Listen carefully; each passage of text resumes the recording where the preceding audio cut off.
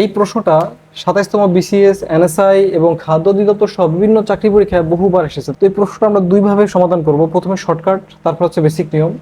তো প্রশ্নে কি বলা আছে, একটি কাজ 9 জন লোক 12 দিনে করতে পারে, অতিরিক্ত 3 জন লোক নিয়োগ দেওয়া হলে কাজটি কত দিনে করতে পারবে। দিনের সংখ্যা জানতে চাওয়া হয়েছে। তো প্রথমে আমরা শর্টকাটটা একটু দেখি। আমরা এটাকে প্রথমে সমীকরণ সাজাবো। তো এখানে প্রথমে জন এবং দিন এটাকে যদি গুণ করে দেই, প্রথম পার্টটাকে আমরা গুণ করে দিলাম এবং পরের যে পার্টটা আছে 3 জন লোক নিয়োগ দেওয়া হলে কতদিনে শেষ করতে পারবে। তো 3 জন লোক অতিরিক্ত নিয়োগ দেওয়া হবে।